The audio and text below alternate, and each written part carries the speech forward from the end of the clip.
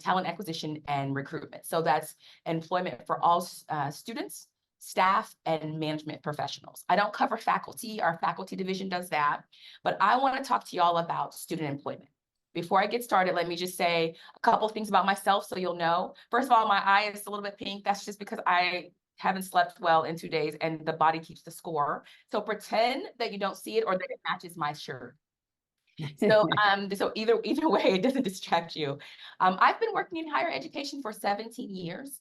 I have a master's degree in human resources, so I'm actually working in an area that I have a degree in. My undergraduate degree is from Sac State in communication studies. I actually wanted to be a filmmaker in the beginning, so it was communication studies with a concentration in media production. However, film crews were not paying me regularly, and internships told me I didn't want to work for the news stations. So I transitioned my passion into a different way.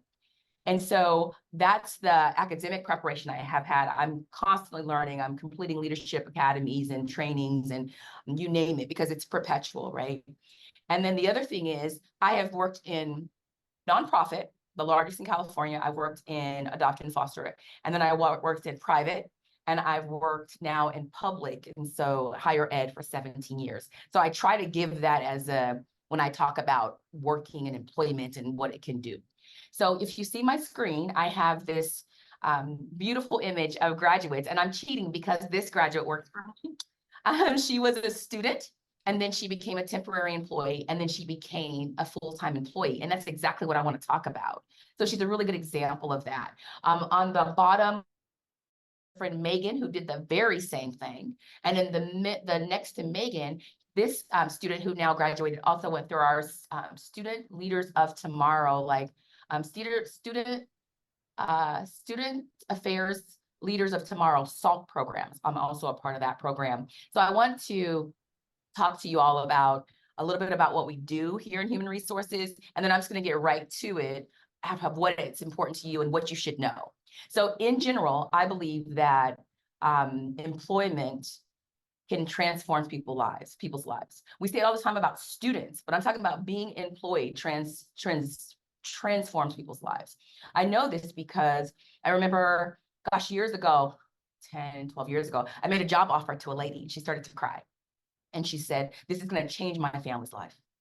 And I never thought of it quite like that. And she was crying. She goes, "I'll have benefits. I'll get paid a competitive salary. I'll have time off with my children, and I can keep learning." And I thought, wow, not only is it going to help our students, right, in higher ed, but it transforms our lives. And so that is my whole gig. Like, I do this and get excited because I know that happens. So I want to tell you what I oversee. So in this department, there are 3 areas that I oversee: recruitment and talent acquisition, which basically means recruitment is like this outgoing advertising, so forth. Acquisition means is we seek out employees. We seek out talent. We seek out folks who are going to be incredible for the university. That's a big part of our job. The other one is student employment. We don't hire students directly. That's the career center. We process them. So we don't advertise for them and put them in departments, but once they get hired, they only get hired through us. That's what my team does. The other thing is employee transactions. So whatever happens, if you're currently an employee and you take an interim assignment, you take a leave of absence, you take some stipend work, that all goes through my team as well. So I have a team of about 11, and we have sub teams that work in these areas. So so people say I work in HR, HR is like saying I live in California. You know, you're like, which part? So this is my part. And I just mentioned already about transforming lives, and we do that in these ways. Competitive total compensation. So your salary, your healthcare benefits, your tuition reimbursement, all of these, not even reimbursement, it's a tuition waiver. So people can get educated and not go into debt.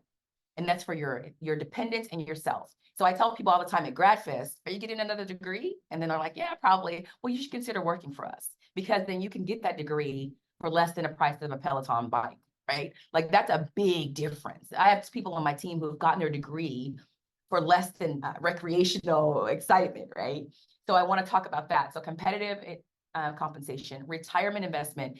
When you're really young, you don't think sometimes about retirement, but it's a great time to start, because even the smallest investment will go so far. I started when I was about 21, and not because I'm right, but because the man said you can put a little money in and you have so long to work, it's going to benefit you at the end. the retirement investment, and then the CSU fee and tuition waiver, which I mentioned. And this idea of career-life balance, like working for a place that closes, like has winter breaks, that if something's bad in the air, we get to go home and be safe, and like this whole balance. And then perpetual learning.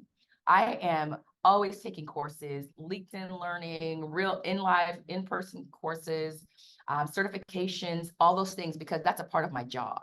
So those are the benefits I wanted to highlight that really transforms the way we impact people's lives. Okay, so let me go to my next. I'm using Prezi. Sometimes it gets sensitive. Student Employment Office. I talked to y'all about that part of my department. On an average academic semester, we hire about 3,500 students, sometimes 4,000. That means that we have often more student employees, and sometimes we have other classifications of employees. And those are different types. There's student assistants, which are like general work. I have 3 student assistants right now. They do front office for me, they lobby, customer service. They are excellent at customer service. They do processing of a confidential document. So for me, they have to be live scanned, but they work 20 hours a week, and there's no union at this time. They have been voted. They voted to start a union with CSUEU, but that hasn't come down. But these are campus, and student assistants can be like Herky, or they can work in my office. Like there's so many different opportunities. And then the next are more specifically academic jobs, and that's through the Office of Graduate Studies. So all of those jobs are, hired through Office of Graduate Studies, but they won't start until they come through us. And that's instruction focused. They still have 20 hours a week limit during the semester, and then they have a union. So there are certain laws that we have to follow because they've been negotiated. So those are the 2 types that I want to highlight. You can be a student assistant, or you could be an academic student, a graduate assistant, teacher's assistant, or ISA. I forgot. Instructional student assistant. There we go. Don't tell my team. So those are the things, the ways when we talk about student employment, that's what we mean. And when I tell you there's so many opportunities, I see people, I said Herky, but really Herky is a student assistant. That's a person hired as a student. Students work for the police department as CSOs, campus safety officers. So there are so many different opportunities. I've seen people as TAs or GAs, they're grading papers, they're having, supportive hours as ISA, they're doing labs. So there are a lot of different opportunities based on your discipline, your degree area of interest. And so that's what I wanted to share about that. I'm going to take just a second and I'm going to pause. If y'all have any questions, let me know. And I'm going to look at this chat. I didn't miss anything. Oh, you helped me. Yes. Are classified as, okay, so you are ISAs. Oh, perfect. So you would fall under Unit 11, the academic students. Perfect. So that's what I'm speaking of. So y'all knew, y'all were letting me struggle, and you knew it was ISAs. This is the kind of environment, I thought we were in a safe environment. This doesn't feel safe. We say. I'm like, this doesn't feel safe. Okay, so let me talk a little bit now then about the pipeline. And what was happening is we were getting people who were students. Like I was an undergraduate student. Almost everybody on my team went to Sac State, right? Some twice. We were getting people who used to be students who became employees, but it was so like accidental and just fortunate for us. And I said, we got to have the pipeline. We have to be intentional. We have to find great people to be student employees, and then make sure they're interested and know about temporary employees and or going directly to full-time employee. We have to tell the story. We have to be very intentional about it. Since then, all the students have worked for me have eventually gone down this pipeline. One of them, Kira, when she graduated, she was like, peace. She went to Santa Cruz. She moved. But otherwise, she went through student employment. She benefited. So it's Sac State student. All students are eligible for some type of student employee kind of opportunity, either regular student assistant or academic students. You graduate because we have a great graduation rate here. All of our students graduate. In fact, I'm throwing them a party tomorrow. We even do pomp and circumstance. I play the music and I make them walk with their cap and gown. It's so fun. So the benefit of being a student employee is that we are, as an employer, we understand. Like when I was an undergrad, I worked at Marriott hotels. They didn't care that I had finals. They didn't care that I needed to study. They didn't care about that. As an employee who's a student, we have guidelines for that. So you graduate, and when you graduate, you can begin your career outside of Sac State. Hopefully, we've helped prepare you as a student employee. Or you can begin the track of going to temporary employee and then beginning with a regular full-time opportunity and a job here. Some people even skip temp and go directly to applying. That's possible as well. So those are the things I wanted to talk about as a pipeline, very intentional. Like we don't want to accidentally just have great employees who used to be students. We want to have student employees who became really great employees full time. So that's what I mean when I say pipeline. And my CFO asked me 4 years ago, I talked to him about this is one of my goals. And he goes, how do you intend to do that? And I'm like, I intend to tell everybody I know, right? And I intend to make it super easy and intentional. And that's what we're doing. And I think I want to add to that, Mellionie, the fact that we have tutors and SI leaders and even our Sankofa leaders who want to be instructors in some way in their career path. And I think in the park, if they get a position, they're able to practice those skills so that they can also become an employee at either a CSU or a UC, somewhere in the education field. So I'm Community college is a great one too. I was with Rios for 13 years. I'm glad you mentioned that because we see that a lot of the GAs, TAs, and ISAs, they'll go and they'll teach to start a community college or something like that. And we have to do a reference to prove that they had this experience. It counts as experience towards them being an adjunct faculty, which is part-time faculty, or lecturer here at Sac State, right? So this experience doesn't go away. It helps you ongoing. So thank you for mentioning that. Resources. So I talked to you about Sac State Career Center. That's where all the regular hiring happens. So if you know your colleague, your student, other students, your peers who want to have jobs, talk to them about it. There's also things like they have resume writing services. They have LinkedIn help services. I've done workshops for them, like get your LinkedIn life together. They have all types of services, videos, sample resumes, very, very helpful. So use this resource that's a part of what you pay for. It's a part of your benefit. So Sac State Career Center, our student employment office, that's my team. They're incredibly helpful. I'm incredibly biased. They're great. We are committed to an environment that promotes students and makes them successful. We're committed to it. We do everything that we can to keep on learning, to be welcoming, to be inviting, to be a safe place for folks. We even have a little version of food pantries to talk about cares and other things that are available to students. So it's important to us. I'm telling you though, some of these faculty come in here eating our snacks. I'm gonna tell you what, and I'm having to get on them because y'all are already employed, like stop eating our snacks. And I'm buying the snacks. So, because we're public funds, I don't have a budget. So office, and then the Sac State Careers, which is our website. So our website is it's just a huge web board that about every 14 days gets updated with positions that stay that long. So we're updating all the time. Like today they posted 4 new positions. They'll be up for 14 days. We have approximately 100 positions up, faculty, staff, and management, and temporary opportunities. So I want you all to have that resource as well. I'll make sure to share these links so y'all can share them post session. But these are the resources you need to know about. They're so important to making sure you get what you need. And then next, I said a lot. And so I want to give a chance and give a pause for y'all to ask any questions. If you have things specifically about what I shared or what I'm seeing, please feel free to ask.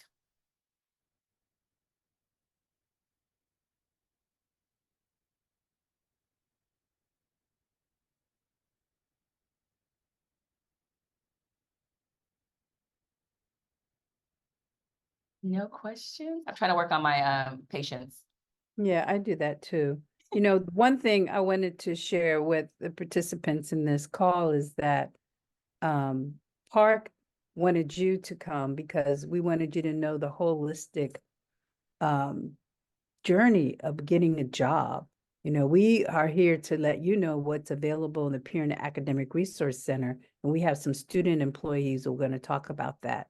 But the overall arching, I want to say, of this ecosystem of the university, Mellionie Richardson is where you're going to start. All right. And she does have the hookup. So even if you don't get a job in the park, or just knowing that there's 3,500 positions on campus. Right. Wow, Yeah. that's monumental. Thank you for that, Melanie. Absolutely. I wish I had known this as an undergrad. I wish I did. I wouldn't have worked for Marriott. I would have worked here, because then when I Mhm. decided to go get my master's degree, I wouldn't have gone to USF. I would have gone here. I would have had debt, right? Do you know what I mean? Like, those are the things I didn't know, and I wish someone had said to me. I was doing front desk, customer service. I could have done that in any of the department. I could have done that in communication studies, my division. So those are the things I wish I'd known, and we really want to get the word out about that. And also, I just want to say, and let me stop screen so I can just look at all of y'all. Mhm. Also, I want you to know that opportunities exist, and I just as plainly as I could say it, there's good living in higher ed. We have a very good life in higher ed, and I wish I had known that as well. And if I'm being very honest, it's been intentional for so many generations that people of color, women did not know that. Did not know that. I got into higher ed, I was like, man, this is good living. Like, I wish I knew that. And I'm going to tell everybody I know. And I did that on purpose, because people were only advertising to certain groups. They were only sharing with certain groups. They were only recommending certain groups.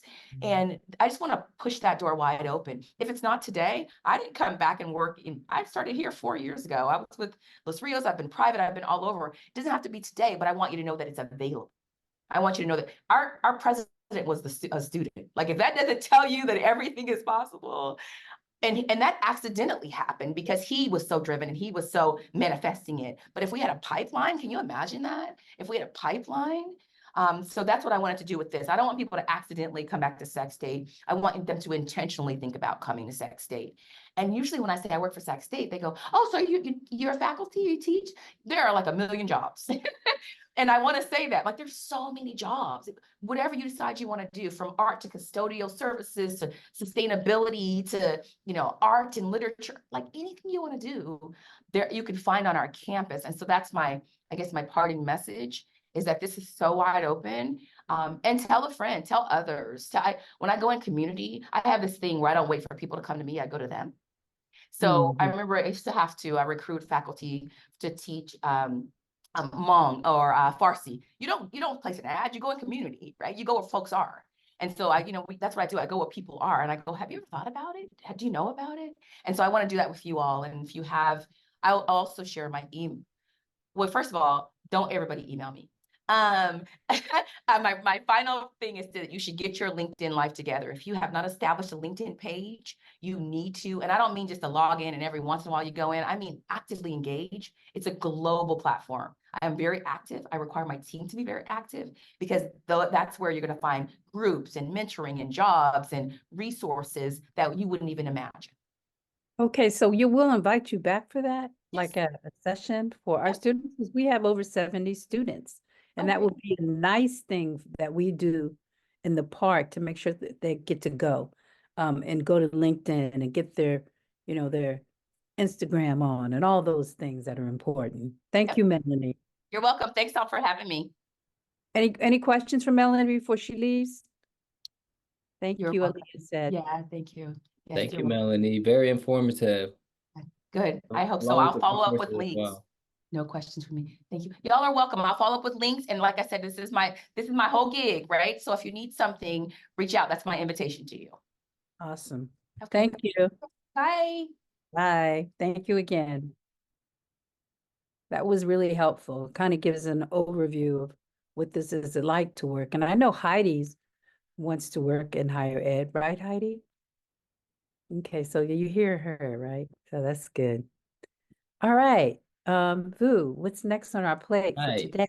So welcome you all. Melanie did an awesome job. Welcome to the Peer and Academic Resource Center.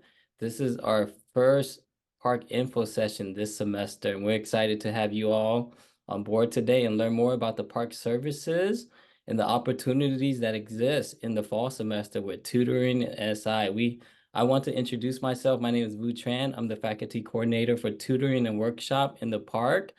We have Dr. Tina Jordan. She's the AVP of Equity and Belonging for peer-to-peer programs, and also the director of the Peer and Academic Resource Center. And we have Irina. She is the faculty SI coordinator in the PARC as well. And we have a few of our PARC leaders who are also SI leaders tutors, and Sankofa navigator. We have introduce a wave right there. We have Janaki. Say hi to everybody. Trinity's in the building as well. We have Heidi, Marie, and I see a few of our park leaders as well. Alexis is here too. And we also have Serena, who is our admin coordinator for the Peer and Academic Resource Center. So welcome you all. Let me introduce with the PowerPoint slide, and we'll go into the program specifics. All right. Is it visible? Is it clear? Okay, so welcome to the Peer and Academic Resource Center. Our model is successful students promoting student success. We have a variety of different programs and services. We have peer tutoring, peer advising, coaching, and mentoring, supplemental instruction, workshops as well. The pictures here are actual student pictures from the park. We do a lot of different celebrations, events, and occasions here. Some of our park leaders in the room are also in the pictures as well. So this is a vibrant community. Our park, the Peer and Academic Resource Center, is located in the library on the 4th floor, 4026. Our hours are Monday through Thursday, 9 to 5, and Friday from 9 to 4. We have a lot of beautiful memories in the park. We do Pizza in the Park on the left-hand side. We do Student Appreciation Week, where we celebrate you as a student success. We do Halloween events as well. We do game nights, so forth and so on. So park is a vibrant community full of activities and events. We have 5 different programs. We have the park resource guides. We have tutoring and workshop, supplemental instructions, peer advising and coaching, and also the Sankofa cross-cultural development. And our senior leads will introduce the tutoring program for me. Hello, so my name is Janaki, as Wu introduced. I'm one of the tutors, senior leads at PARC. So for the tutoring program, it is also known as the WIT program. PARC offers free tutoring. So for all students, all undergraduate students, they get free tutoring. Tutoring subjects are accounting, biology, chemistry, computer science, English writing, engineering, math, psychology, physics, statistics, and political and science. So we offer tutoring in a wide variety of subjects. So whatever class you're taking for your GEs or any student that needs help with the tutoring and teaching for the homework projects, presentations, it is all helped throughout PARC. We have PARC during the day and for the evenings. But hi, my name is Marie. I'm also a senior lead, a part of the PARC Tutoring. And just to talk a little bit about Embedded, Embedded is just like regular tutoring, except this time you're catering to only a specific class. So you will be a tutor in the class and you'll be focusing on the students in the chosen course that you take. And this is a great way to have a connection with the students because you'll get to work with them one-on-one. You'll also provide office hours for the students to come in and get some tutoring help for you outside of the actual class hours. And you'll also work well with like the professor who's facilitating the class. So another way, embedded tutoring is just more specific in those courses. Hi, my name is and I'm a senior lead tutor. So I'll be talking about tutoring levels at PARC. So if you're a new tutor, you're going to be a level 1 tutor. So for level 1, you would mostly focus on learning general tutoring skills. We have a handbook, tutoring handbook and tutoring strategies. So you'll be learning about those as a new tutor. You'll also be doing modules and attend an equity class for the first semester. The modules are super easy, so they're not that hard to complete, and we can usually finish them in our downtime. And the equity class is a very fun and engaging class. We talk about our culture, diversity, and equity, and have like discussions with the coordinators and other peers. So after you complete all the modules and attend the equity class, you'll get a level 1 certificate at the end of the semester. So after you've gotten the level 1 certificate, you will now move on to level 2.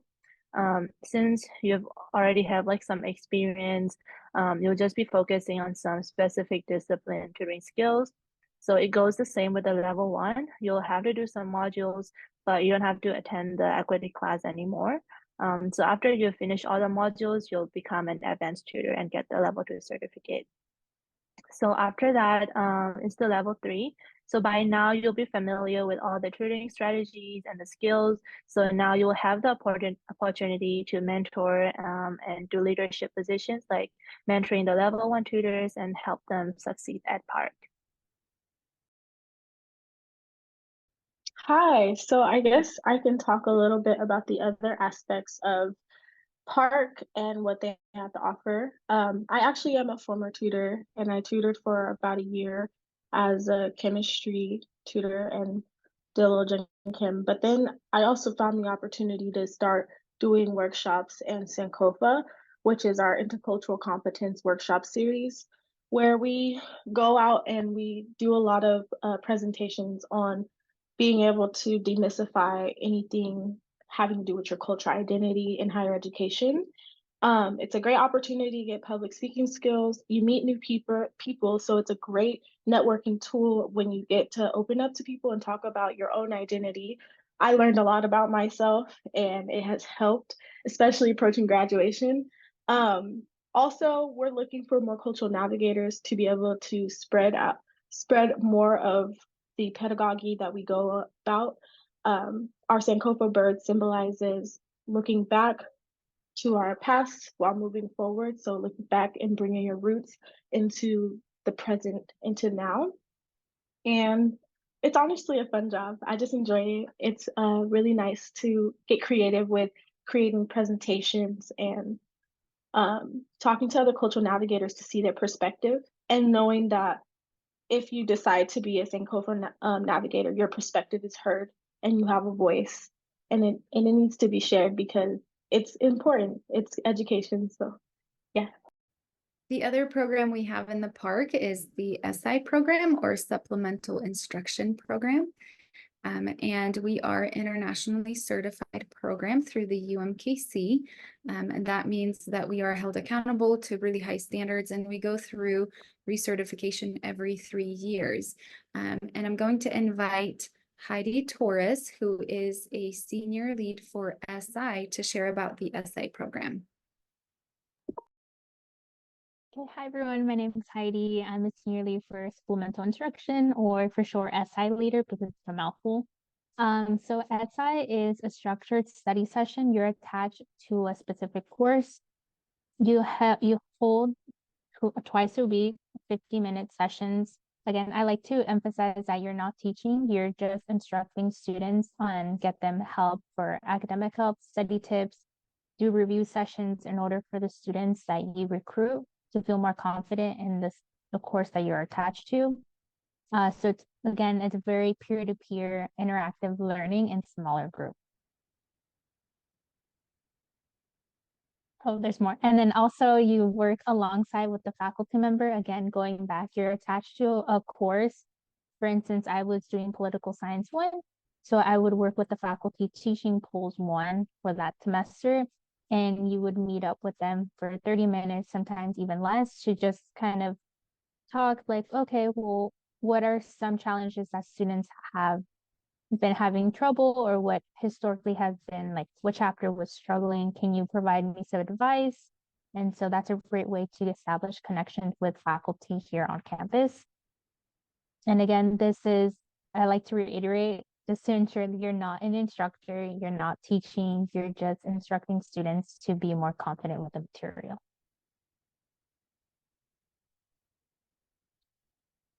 And then the courses that we are usually attached to, they tend to be historically challenging general education courses. So not only are they attached to Pols 1, but it could be chemistry, math, history, and all of those GE courses that have a high failure rate, because we want students to succeed. And then last but not least, for the students that are enrolled in your sessions, they get a 1-unit course, 1-unit credit. So that's really awesome, because again, they're getting that 1 unit credit to get the help they need to review the materials. Again, there's no homework assigned here. You're not a teacher, you're just facilitating a peer-to-peer learning environment for students to review challenging courses and again, understand the material better, and they get a 1 unit. So how does this work? So first of all, the faculty recommends, when I'm referring to faculty, you get like a recommendation from a professor or any staff member here at Sac State, or you're attending this informational session, which again, for those of you here, you're one step closer to being hired or potentially going into the hiring process. Second of all, you meet up with, and you then submit your application, and then the PARC interviews you. So you'll be interviewed by one of our coordinators. You fill that out. And then lastly, the picture on the third, PARC trains you, newly hire SI leaders. So you do have modules to complete and to ensure that you know what your responsibilities are and your role as an SI leader.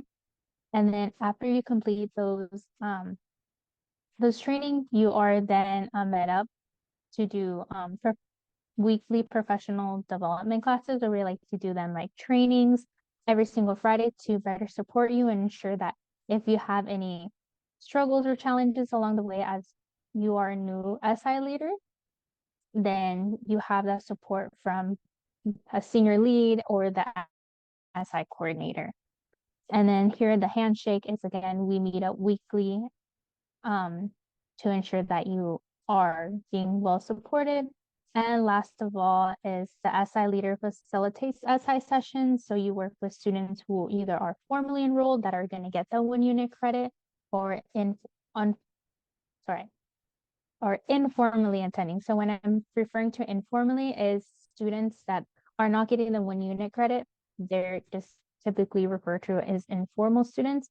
Again, SI sessions are open for all students, whether they are enrolled or they're not. So that's kind of a walkthrough. And here we like to really emphasize that SI does have a really great impact. And here the green refers to students enrolled in SI, and then the gold is non-students. So here in this graph, I won't spend too much time on this, but historically, those students that are enrolled in SI have a higher GPA than those that are not enrolled in SI, just because we not only help students enrolled in these classes pass the course that they're attached to, but we provide them study tips or networking or knowing the resources that are on campus for them to succeed academically. And then last of all, this is the breakdown of an SI leader's weekly studies. So you do get paid a total of 10 hours. And so 2.5 hours are dedicated to attending the lectures of the course that you're attached to make sure that you know what the professor is covering or what chapter they're on, kind of progressing like, okay, what can I review for my students? And then half an hour is communicating with the professor or professor that is teaching the course to make sure that you're communicating well, or you could get some support from the faculty and be like, hey, I don't really understand this course. Can you explain it to me a little bit more? Or can you provide me some tips on potential activities that I could make? Or can you name one chapter that I could potentially cover in my SI? And then 2.5 hours, 2 hours is for planning out lesson plans. So you are required to do lesson plans. I know that sounds kind of intimidating, but going back to the diagram, you do get training on how to fill out the lesson plans. So you get paid 2 hours because, again, you're holding 2 sessions or 2 sessions twice a week. Yeah. And then you are then paid 2 hours to facilitate the 2 SI sessions each week. So again, a total of 15 minutes. So it could be Monday, Wednesday, or Thursday. Monday, Wednesday, and Tuesday, Thursday. The other hour is dedicated to holding office hours. So if the student wants the extra help and they can't attend it, or those that are enrolled, you are paid that 1 hour. And then another hour is the weekly Friday trainings, where we provide support from either senior leads or the coordinator to teach you or provide you some information so you could better improve as an SI leader. And then last but not least, you are paid a 1 hour flex hour. So if you do need more prep time or other materials, or if you attended, or it's just any miscellaneous that is related to SI work. So that's the breakdown. Thank you, Heidi. Thank you, all of the park leaders who introduced the park programs, the workshop, SI, and also tutoring. If you're interested in working in the fall semester, we use what is called Handshake on campus. We have the link here as well. I can send you all the link afterwards. And every position is going to have a ID number associated with it. So for tutoring, we have two different ID number. One is for federal work studies. If you apply for financial aid and you qualify for federal work study, fill out that application, that ID number. If you're a non-FWS, fill out the other ID. Same thing for SI positions as well. If you're a federal work study student, fill out that ID position number. If you're a non, then fill out the other one. If you have any questions, we'll be happy to answer some of your questions afterwards. We'll also transition to the Q&A session. We would like to give you the next few minutes to ask us any questions you want to about the park itself, about tutoring, workshops, Sankofa, supplemental instruction. We're just going to open up the floor now. You can type it in the chat or use your voice in the mic. So anybody's welcome to ask a question now, okay?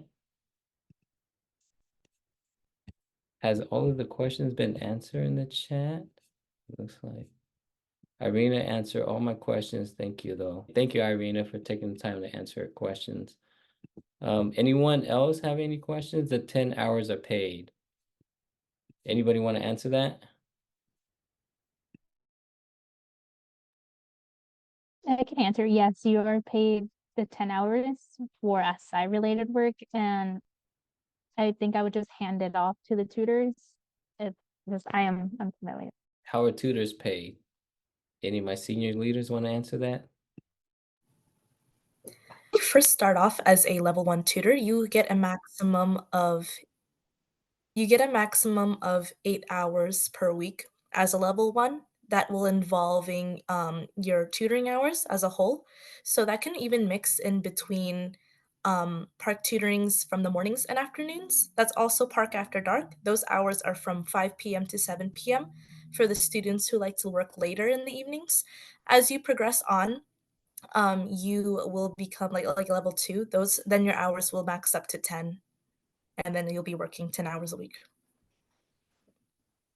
Right, and one of you had a question about the rate.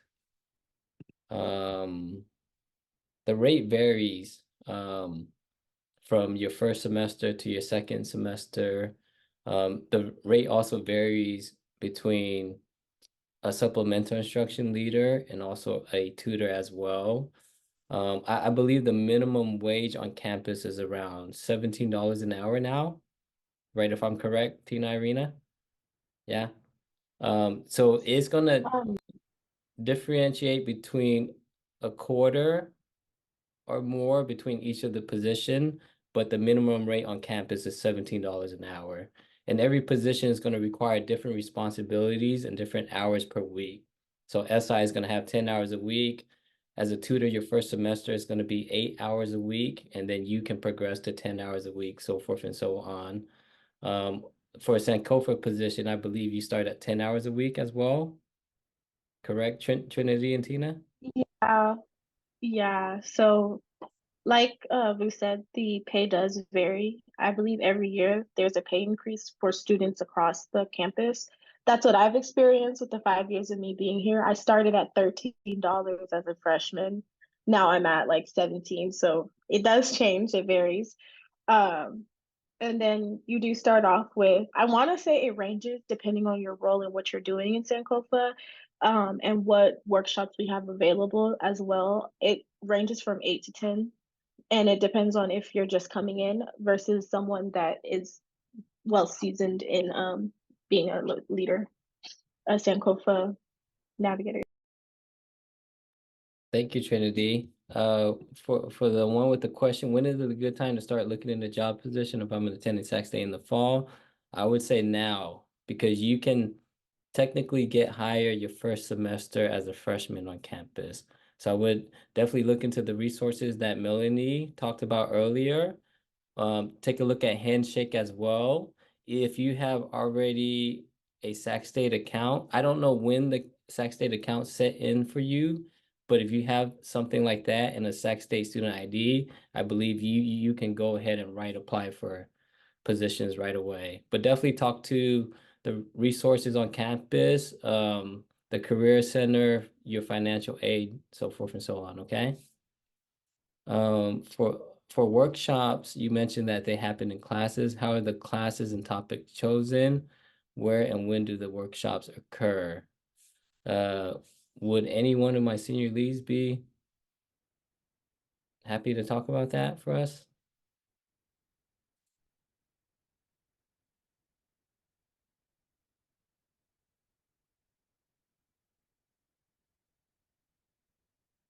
I'll be happy to talk about it. I don't mind. So before the pandemic, we created weekly workshops out of the classroom where we had our tutors and workshop leaders facilitate a lot of the workshop topics. But since coming back from the pandemic, we saw an increase of faculty asking or requesting for in-class workshops for students that are also enrolled in the classroom: time management, study skills, imposter syndrome, how to graduate in 4, Sankofa workshops, so forth and so on. So we've seen an increase of faculty requesting for in-class workshops. The topics are chosen by the faculty, but also created by us in the park. So we agree on a set of workshop topics that works well within our Peer and Academic Resource Center. And we have a survey where our faculty can go online and choose the specific topics to choose from. And we'll send out a park leader to go in the classroom and present those workshop materials and presentations. They can occur anytime throughout the semester, Monday through Friday, at various different times of the week. It depends on the professor request. Thank you. Any other questions?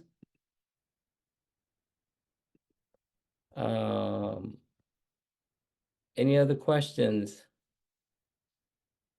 Did we answer the question, is being a tutor the same qualification as being an SI? Did we answer that question? I will speak for the tutoring position. We technically ask for students who are competent and also confident in the subject that they're teaching. So if you've taken a calculus class before or a pre-calculus class before and you're confident in tutoring that subject, then that is the minimum requirement. Along with your GPA, you must have a good standing GPA, at least a 2.75 and above. We recommend something above a 3.0 GPA.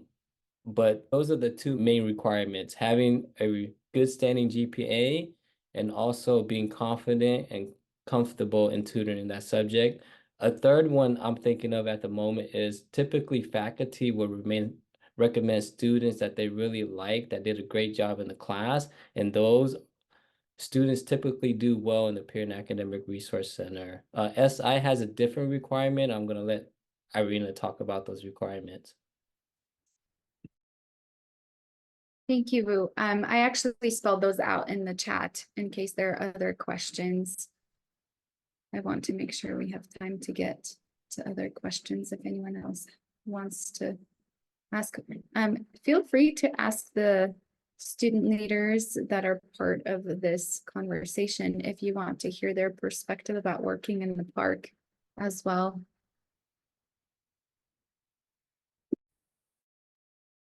I would recommend that many of you who are looking to work in the fall come up to the Peer and Academic Resource Center on the 4th floor in the library. A lot going on now at the library, but just to have a look at how we are a family here and just kind of figure out like, wow, does this look like a great place that I might want to work? So, and then we could give you a tour if you're interested. That'd be wonderful. Thank you, Tina and Irina, for saying that. let me open it up to a few of our park leaders here just to talk about your experiences working in the park so far, and just to give everybody else an idea of what it looks like. I can You're go also- first. Sorry, Trinity. Going off of Tina's, if you don't have time to come up, but you want to reach out with questions, feel free to email us as well, or email one of the students that shared information today. That's also one way to connect. Go ahead, Trinity. Yeah, so when I first came here, I walked into the park and I was like, hey, I have my cover letter sent through the email. I finished my application on Handshake, and I'm wondering if you guys have any time for an interview or availability. Um, the park has shown like that they were very welcoming and family oriented when I first came here, and it was just nice getting to know everyone. And as time went by, the support that I got, not only just being employed, but there was support even with me being a student first. So a lot of the things that we do in the park, whether you're an SI leader, a tutor, or a Sankofa cultural navigator, you are a student first. And I really appreciate the flexibility that I've had. Currently, being a senior lead, I'm taking 7 classes and working 2 jobs, but they have been very flexible with me with my hectic schedule. So if you find yourself in that same position, or you find yourself having a hard time in your classwork, you can always communicate that to either Vu or Dr. Tina, and they're going to work with you. It's a safe place, and I met some great people here. They are like lifelong friends forever. I can't wait to stay connected for a while. And also, you gain a lot of perspectives on education as a whole, and then you start to kind of apply that to your own personal life. So a lot of the ways that I carry myself, I can say that the park had a huge impact on that in my professional development and in just me as a person being well-rounded, because the park is well-rounded. They're connected to not just our resources here in our hub, but we're across campus, reaching our hands out in other resources too. So I think it's just a great place to start if it's your first year or your second year. Any year, it's a good start. And yeah. Thank you, Trinity. Anyone else? And for tutoring, I started off as a level 1 about like 2.5 years ago. And similar to Trinity, I submitted my application on Handshake and then waited for a reply from Vu and Dr. Jordan. And I still remember our interview. It was I was really nervous, and they were very kind and supportive.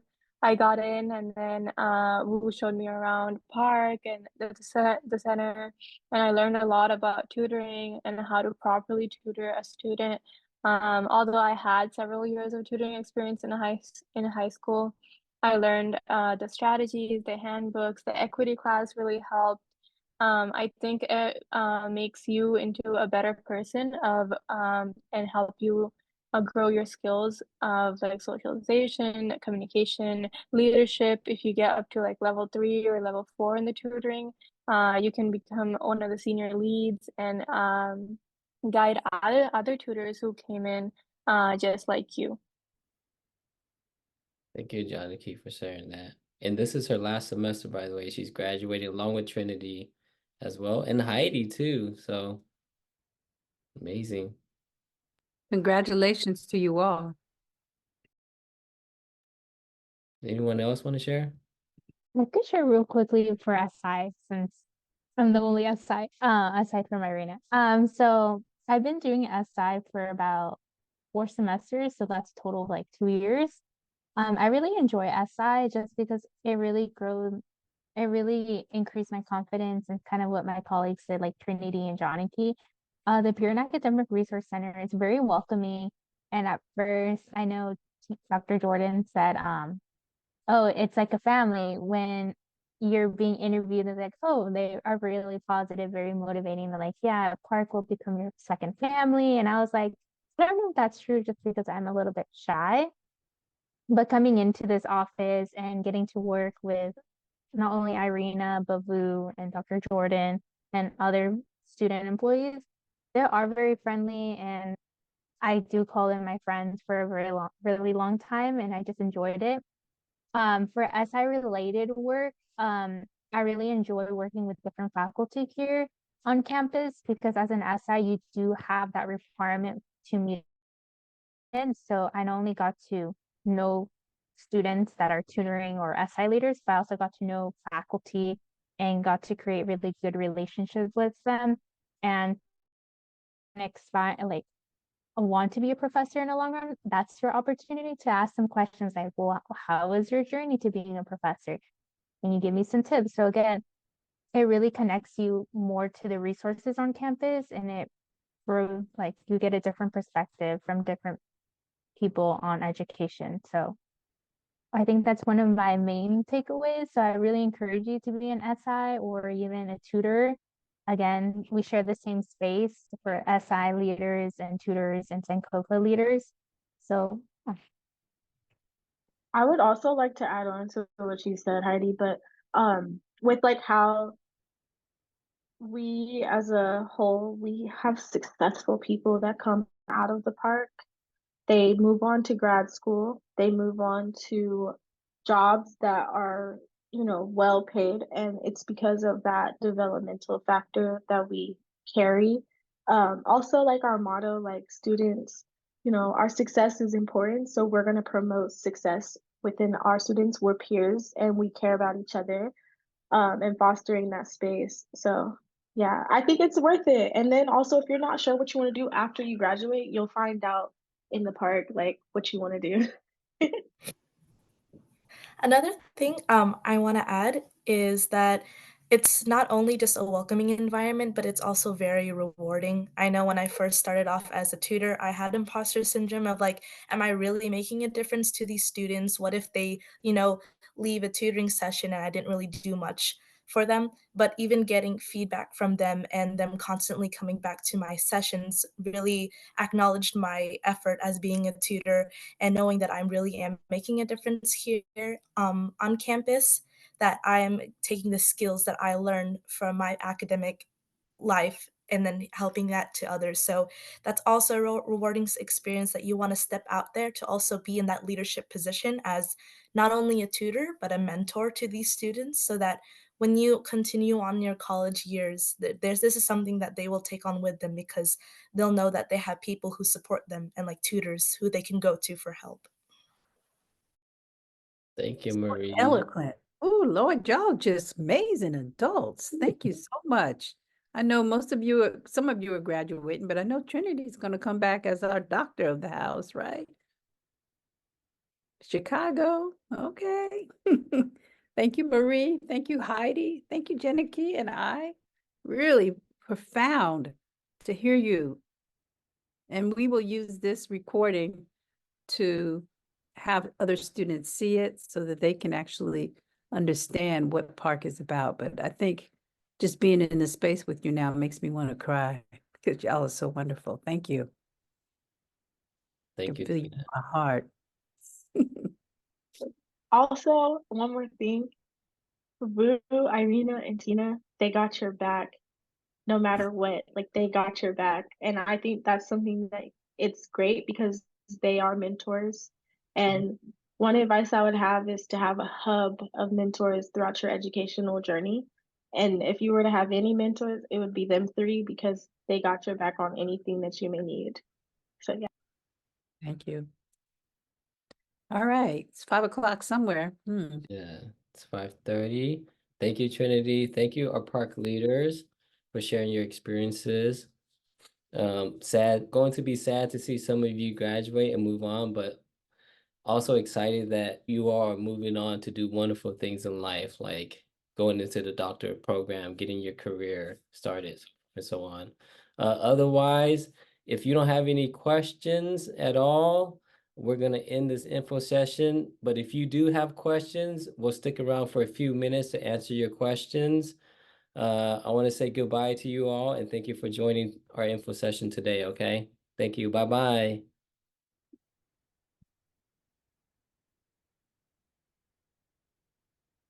Thank you, everybody.